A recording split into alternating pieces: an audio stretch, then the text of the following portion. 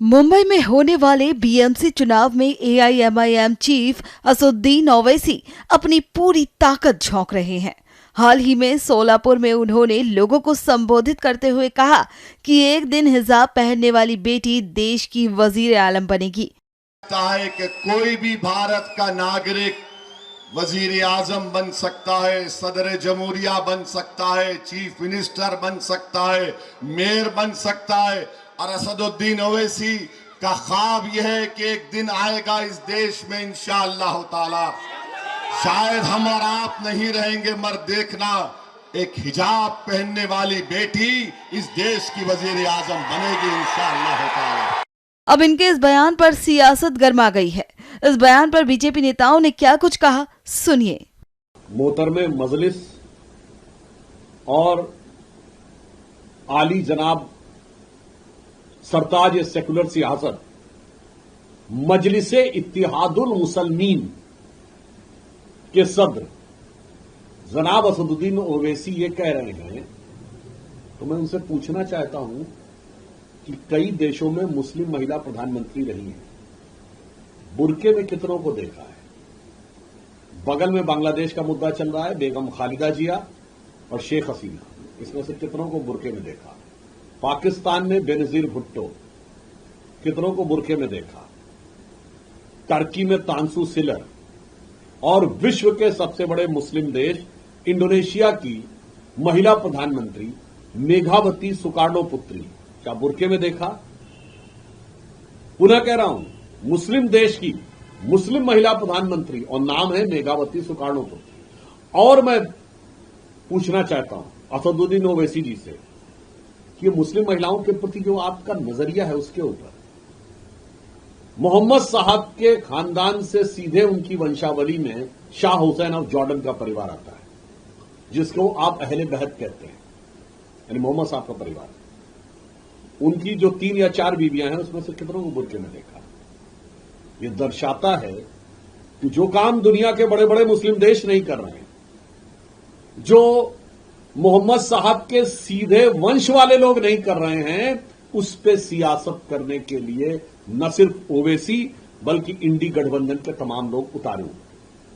अंत में उनसे कहना चाहूंगा, ओवैसी साहब, वो प्रधानमंत्री वाला ख्वाब तो अभी ख्वाब ही रहने वाला है, जो हकीकत है वो करके दिखा दीजिए। जरा अपनी पार्टी की सदर किसी बुरके वाली महिला को बना के दिखा दीजिए, तो समझ में आ जाए कि आपकी बात में कितनी सदाकत है और आपकी सियासत में हकीकत में मुस्लिम महिलाओं के लिए कितनी अदावत और कितनी मोहब्बत। देखिए, संविधान किसी पर भी कोई रोक नहीं लगाता, सभी लोग पीएम बनने की आकांक्षा रख सकते हैं, पर क्योंकि ओवैसी में अब ममदानी और पता नहीं और किसकी किसकी प्रेरणाएं और आत्मा अंदर आ चुकी है, तो मैं तो चाहूंगा कि ओवैसी साहब इतना अच्छा कार्य अपनी पार्टी से शुरू करें। अपने पार्टी की राष्ट्रीय अध्यक्षा किसी हिजाबी बुरखा पहनने वाली महिला को बनाए, अगर वो नहीं बन पा रहा है तो पसमानदा मुसलमान को बनाए। जो व्यक्ति अपनी पार्टी के नाम में मुस्लिमीन रखता है, उसको कोई अधिकार नहीं कि वो पूरे देश को सेकुलरिज्म पर उपदेश देते रहे।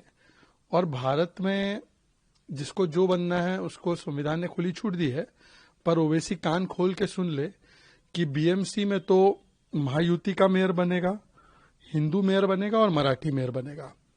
दिक्कत की बात यह है कि उद्धव ठाकरे जी मीरा भाईंदर के विषय में लेकर बहुत उत्तेजित हो गए थे, उनके पार्टी के लोग। वहां पे तो बहुत कुछ बोला उन्होंने, उत्तर भारतीय के बारे में वैसे ही बोलते रहते, पर जब वारिस पठान ने बोला बुरखे वाली बनेगी मेयर मुंबई की, तो तब से संजय राउत की जुबान पर ताला लग गया है। तो संजय राउत को एक बार बोलना चाहिए कि क्या उनको हिंदू और मराठी बने, इससे समस्या है क्या।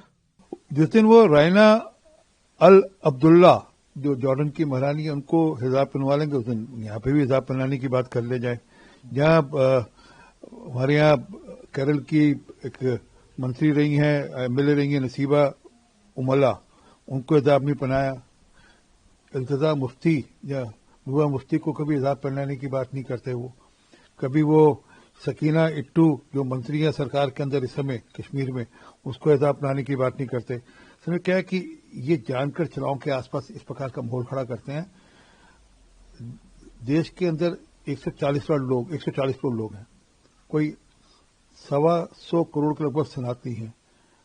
तय कर लेंगे किसने देश का प्रधानमंत्री बनना है, पर इस समय अभी अगले 25, 30, 40 साल तो मुझे लगता नहीं कि कोई प्रधानमंत्री का स्लॉट खाली है। कि यहाँ लोकतंत्र में अधिकार सबको चुनने का है, खड़ा होने का है और मतदान देने का है।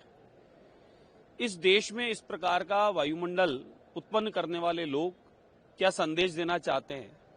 यहाँ इस देश में रहकर और पाकिस्तान से जोड़ना चाहते हैं। पाकिस्तान के हाथ में कटोरा है भीख का और भीख भी नहीं है। क्या आप उसी स्थिति में जाना चाहते हैं? ये वही भारतीय जनता पार्टी की सरकार है जहां अब्दुल कलाम साहब राष्ट्रपति होते थे। उनके कार्य और उनका दिया हुआ इस देश को योगदान भी आज पूरा देश जानता है और उनका सम्मान जानता है।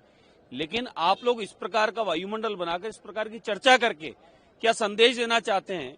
क्या मैसेज देना चाहते हैं? क्या इशारा कर रहे हैं? आप लोग सीधी सीधी भाषा में सरिया कानून यहां लागू करना चाहते हैं, जो इस देश में कतई संभव नहीं है और कभी भी ऐसा होने नहीं देंगे।